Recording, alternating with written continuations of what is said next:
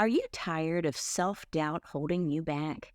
Have you ever wished you could have the confidence to face your fears, go after your wildest dreams, and the tools necessary to live your best life?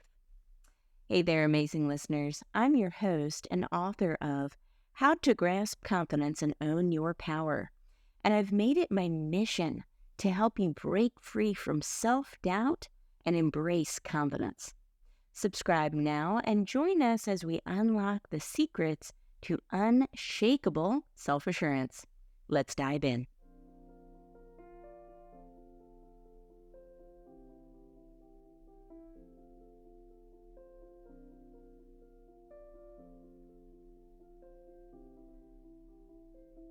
On this show, on this program, what I love to do is interview purpose-driven leaders, subject matter experts, and people within my network who are the go-to people for a certain subject. And for my title of our show today is How to Lead Confidently. So who better than to teach us about how to be a confident leader than an exceptional transformational leadership coach and professional international keynote speaker, Edward E. Mosley Jr. Round of applause. I know. There's no applause. Woo! And there's applause.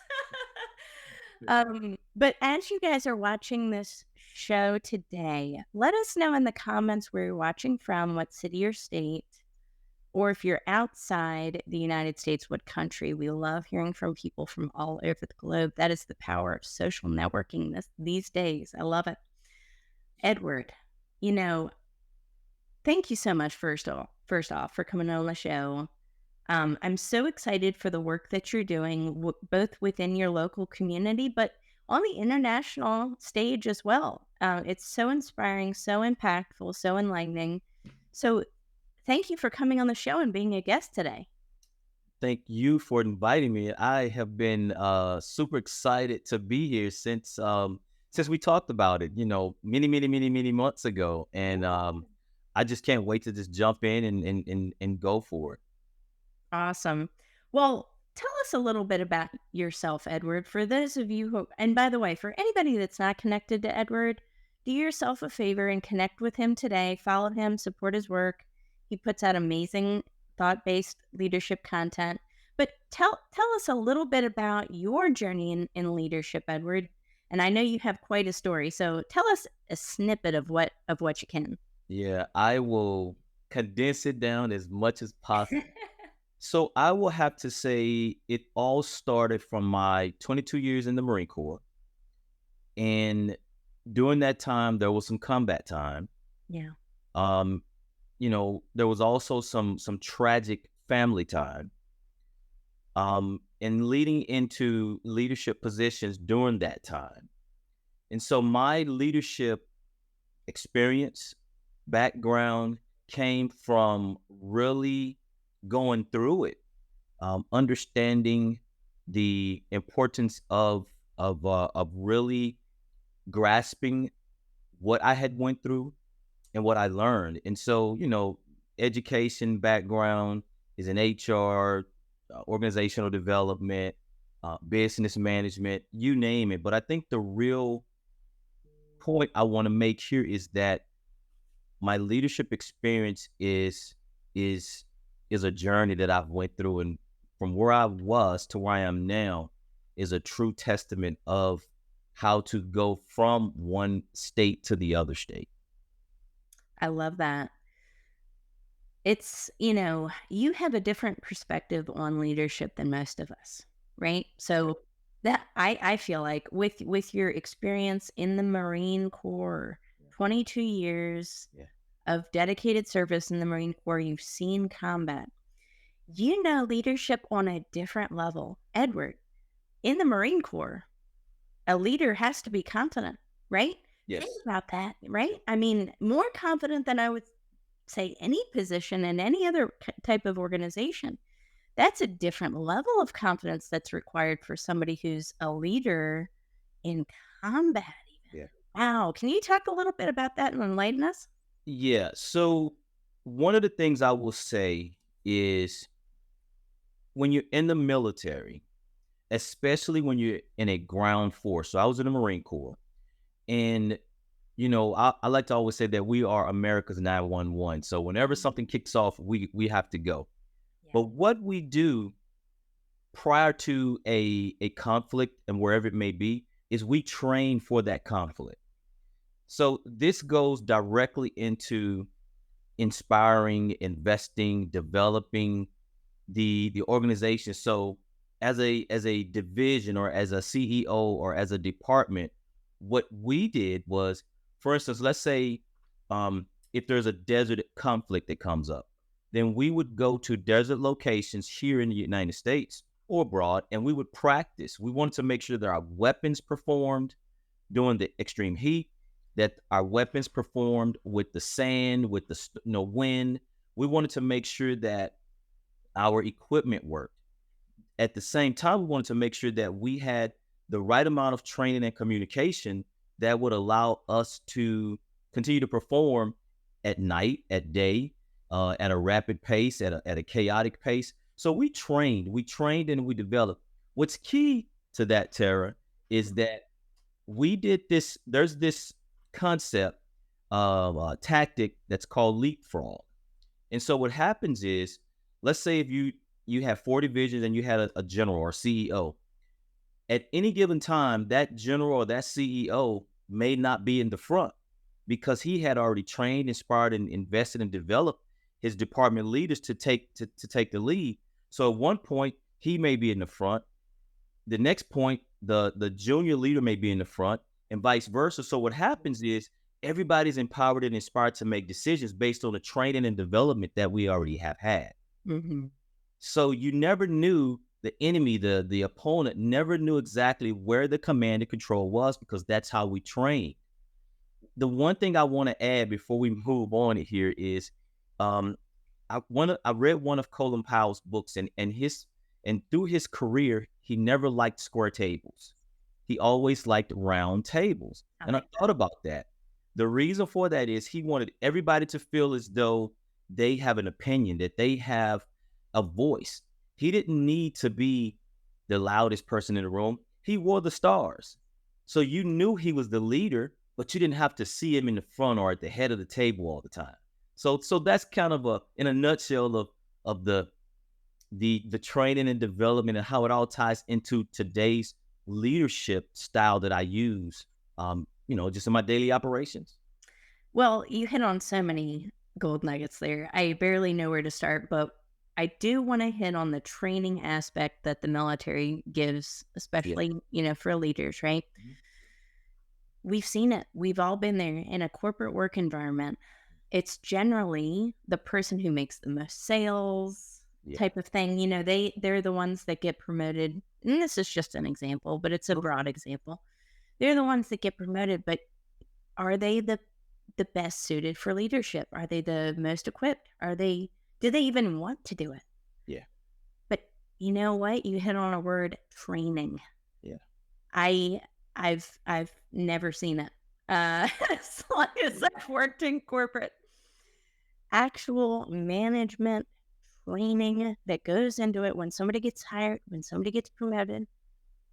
They're essentially just, here's the keys. Yep. Figure it out. There's literally no training. And then these people, they're pushed into a different role. They have now direct reports in most cases. And how could they be equipped for the role if there's no training? So I would love your thoughts on that as well. What do you think? So you hit 2 things. And I love where you're going with this. So 2 things is, we have to understand and accept that managers manage projects, leaders lead people. Yeah. And sometimes those 2 don't mix. Yes. They just don't mix. Yeah. And so the reluctancy to make those changes, and to really be open and honest about, hey, this person may be a great manager of a project. They can manage billions and billions of dollars, but do they have the expertise, the pedigree, the personality to really manage and lead people? 2 different things. The other thing that I thought was important, what you said, was that we forget sometimes that leaders are people. Yes. And the only way that we're going to lead with confidence is if that leader, that supervisor, has had development and training. And it is known, it's a known fact that most leaders or supervisors of employees do not receive any kind of leadership development training for at least 9 years. That's a known fact. That the data is out there. But what's significant about that is how many people have they affected in Yeah. those 9 years? Now Yeah. they're writing performance improvement plans on people because they don't think that they're performing. They're writing their evaluations. And so if that person has not learned how to lead or been trained or developed, and if they don't know themselves, how can they lead other people? It goes back to your statement about leading with be confident. If you don't Yeah. know yourself, then how can you lead other people? And that's something I say all the time. We can't be a leader of many until we're a leader of one Yep, first, yep, yep. right? But I just love where this conversation's going because, so many companies just miss this mark and it doesn't have to be this way. No, it We doesn't. could we could be saving billions, I'll say billions of dollars a year on so many things just by being able to retain employees, good ones. Huge, huge. Huge. And by supporting people and giving them the tools to succeed when they perform and when you see that this person should be promoted within your organization.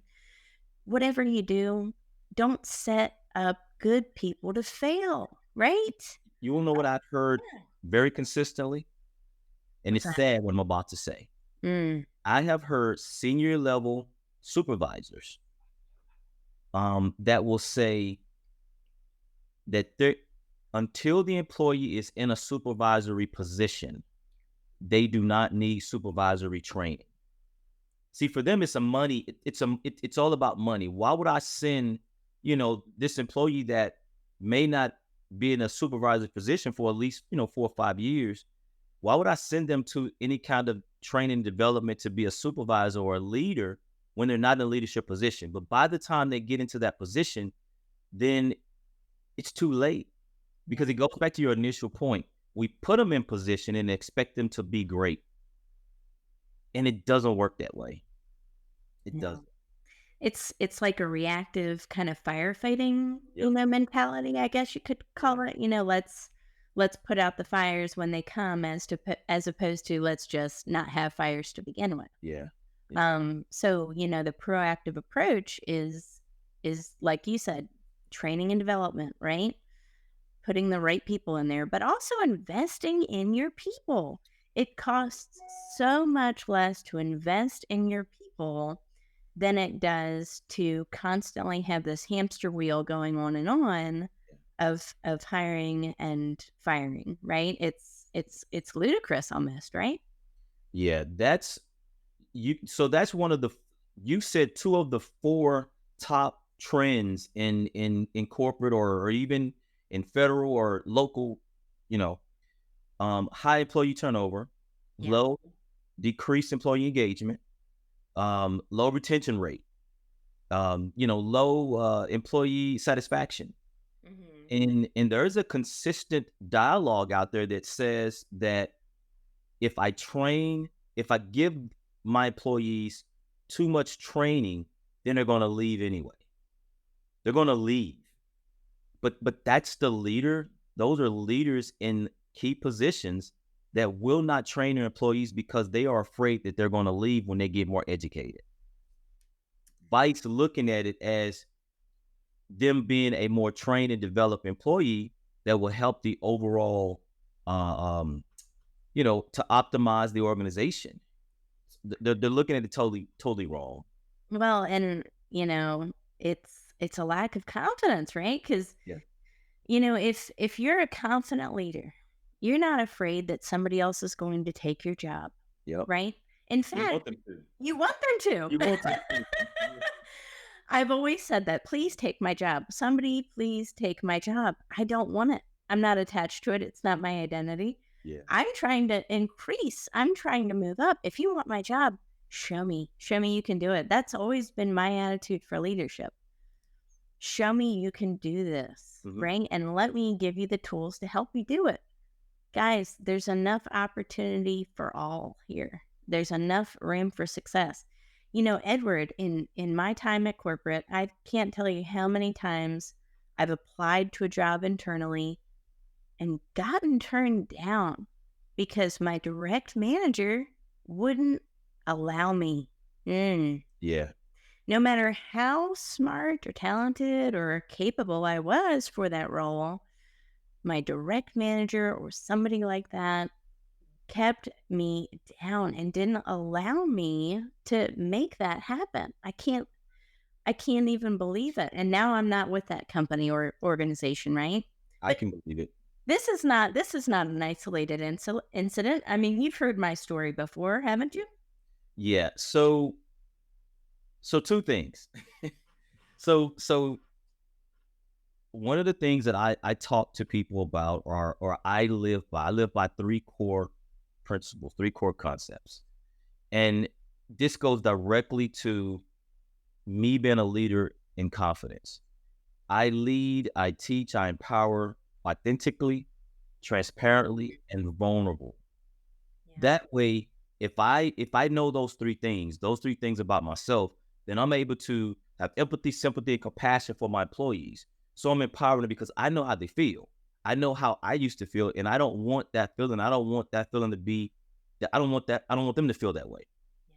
The other thing I want to ask you is, and it's a deep question, but I ask this question all the time. But I need you to think about this because it goes in a line with both of us who are on this discussion, but it goes to the point that you just stated. It could be touchy, but the question is America Mm. more sexist or more racist? So you had all of the credentials to be promoted, but why were you not? Why, So it's a Oh, good conversation.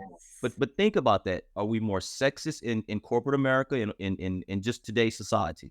When it comes to advancement, when it comes to promotion, opportunity, are we more sexist or are we more racist? And right there, you just saying that makes me feel even more empathetic Yeah, to somebody who is a minority and a woman. yeah, yeah, Because talk about having every single barrier to yeah. cross, right?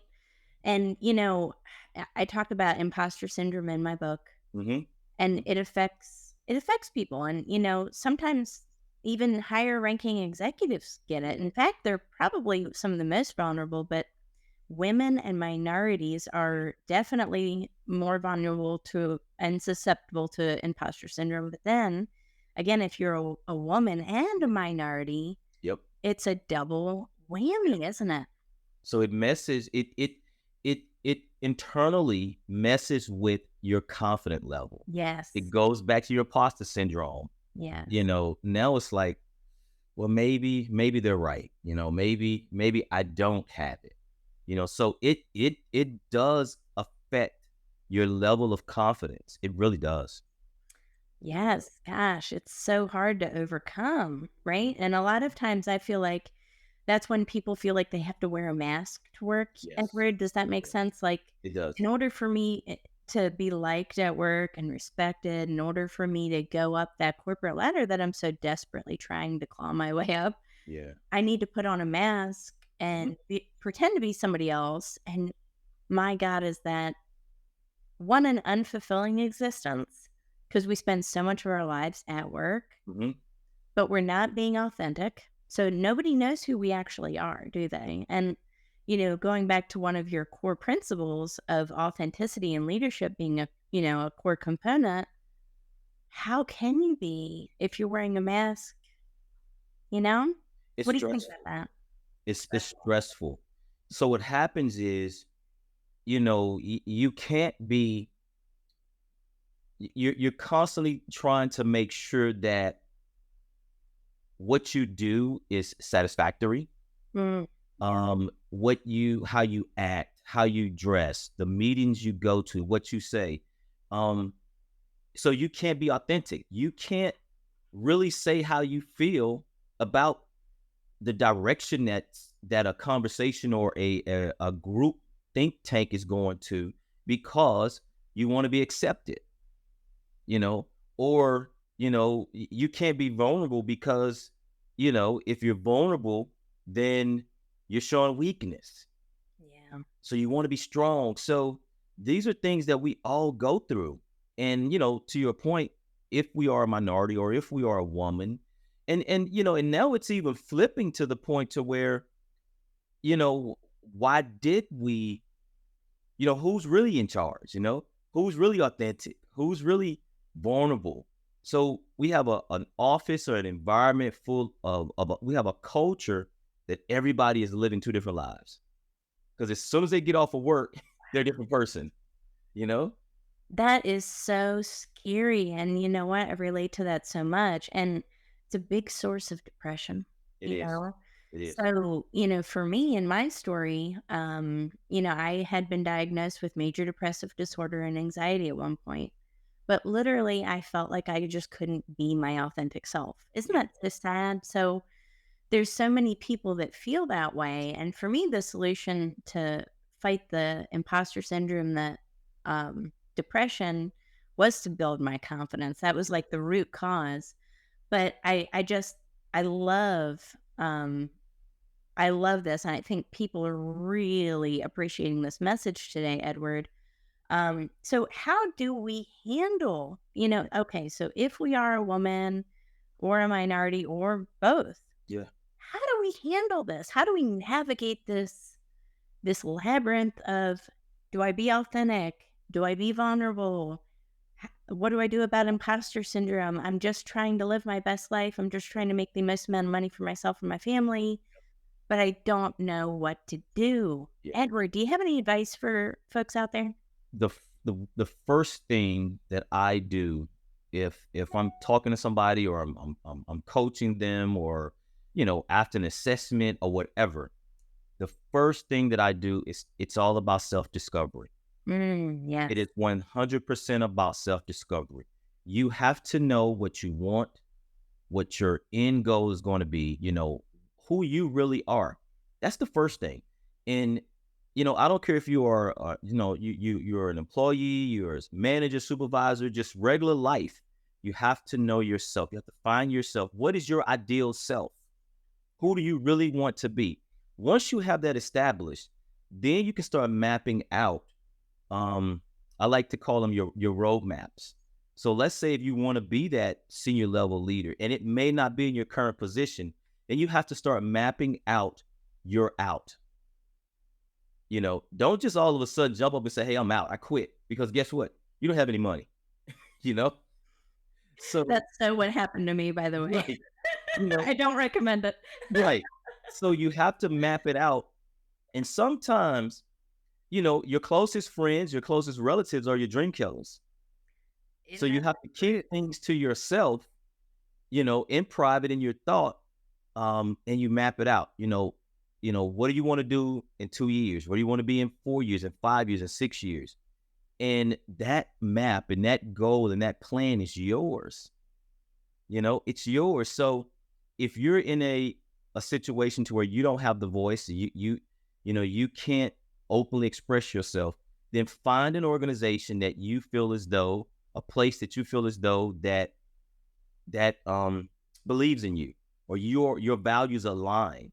And then you start looking at that organization to see what positions they have available and what skills you need to apply for those positions in that organization.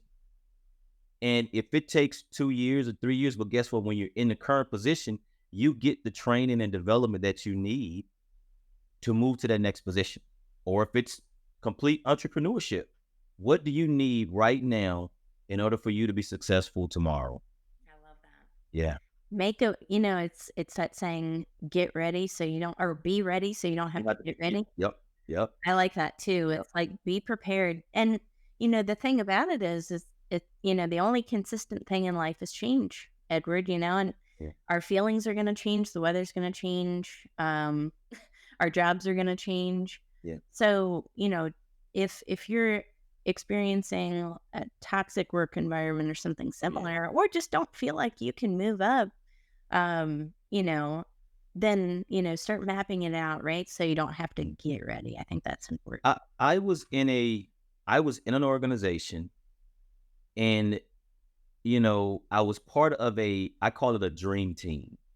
We were I told you the story. We were high performing. There was 4 of us, and we each had our different thing that we did, but collective together, we were just hitting it out the park. Senior level leaders they were amazed. They were just completely into it, and we were transformative. We were in it. Our first line supervisor and our second line supervisor could not understand it. Wow. We were told in a meeting that we needed to slow down. Yes, Slow down. we need to slow down. I would never tell somebody that. Do you know? Now we were in so the department had 2 separate sides. They had an OD side, organization development side, and a workforce development side. And to this date, both of those sections within that department are gone. That organization is completely hurting right now, all because they did not understand moving forward. And Wow. the other thing I want to throw out there about the leading with confidence is, in that self-discovery state, you have to really know who you are. You have to really find out who you are. Mhm. And if I want to wear a pink jacket, then guess what? I'm going to wear a pink jacket. I don't care what other people think. I don't care. And that's the level of confidence that I know who I am. I know what I represent. I know the type of people I want to be around. And that's the other piece. Stop caring about people who don't pay your bills, who don't love you. They don't care about you. Why should you care? I don't. You're always talking real. I love it. And for the record, you are the only man that I know of that could rock a pink jacket. Too. And I think you should buy one. I think it would look really I good. got one. Yeah, of course you do. Trust me, I do. Sharpest dressed man on LinkedIn right here. Thank you.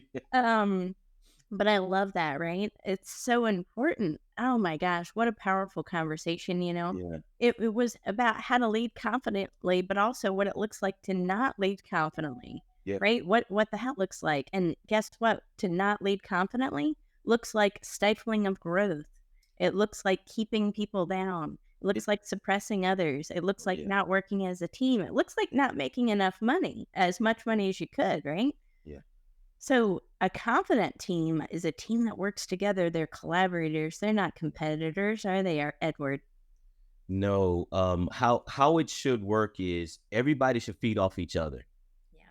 And when you're vulnerable, when you're open and transparent and authentic, I want you to tell me, hey, the product that I'm putting out, what is it really saying? And if it's trash, tell me, because that's not just a representative of me. It's a representative of the entire team. Every link has a direct reflection of the organization. So if I answer the phone in a negative perspective, I don't want to be there, then guess what? I have turned that customer, that client off. Yeah. It could be the mailroom. It could be the baggage claim person. It could be how late my luggage gets off the airplane. I'm completely pissed off at the airline,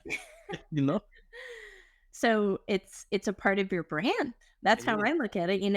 A brand is how you answer the phone onward. Mm-hmm. It's a customer's perception of an interaction that they have with your company, right? Yeah.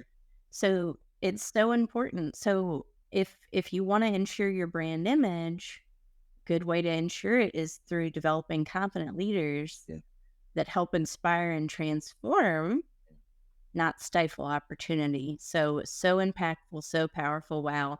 Edward, so many gold nuggets here. Do you have any last words about leadership, confidence, transformation that everybody can take away from today?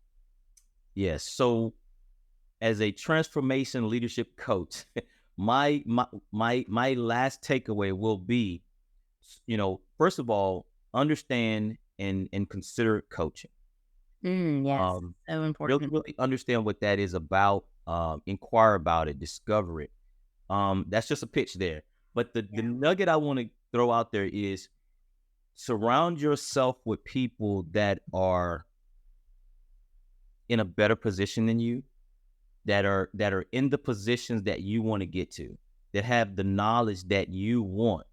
And if that means that you're going to have a kind of a work environment that's this group of people, then there's always somebody else in another section, another department, another agency that has some information that they can give you.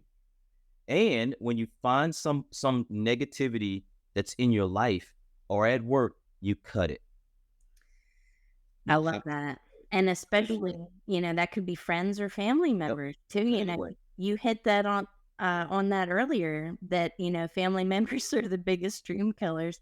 yeah, Don't let anybody kill your dreams. Don't let anybody take away your confidence. It's not worth it. it's not. It causes you stress, and you have a stressful, depressed life. So cut it. Cut it as soon as you find it. You don't have to be rude. You just don't have to deal with them. That's right. That's it. Absolutely. Absolutely. I've done it before. I'll do it again. Right. And Yep. we do it to protect our energy. That's very important. Yeah. But Edward, oh my gosh, such a great episode today. Thank you so much for being a You're welcome. You're guest. welcome. You are welcome back anytime. Guys, for those of you that are listening, Edward E. Mosley Jr., he is a transformational leadership coach. He's an exceptional international professional keynote speaker. And he will take your organization and your team to new levels of success. So if that is something that you need and you're interested in, please contact Edward as soon as you can because he is in high demand right now. Edward, thank you so much, my friend. Thank you. Thank you. And I made it real simple for me, not for everybody else. Every social media or even the web page is Edward E. Mosley Jr. Perfect. Edward E. Mosley Jr. So it's real simple. I love that. Awesome. All right, everybody. Well, we will catch you on the next episode. Thank you, and we will see you soon. Take care. Bye bye.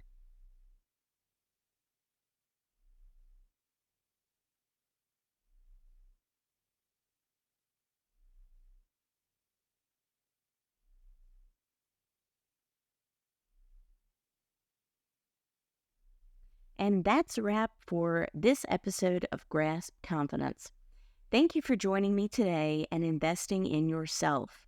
Remember, building confidence is an ongoing journey, and each step you take brings you closer to the empowered, fearless version of yourself that you were born to be.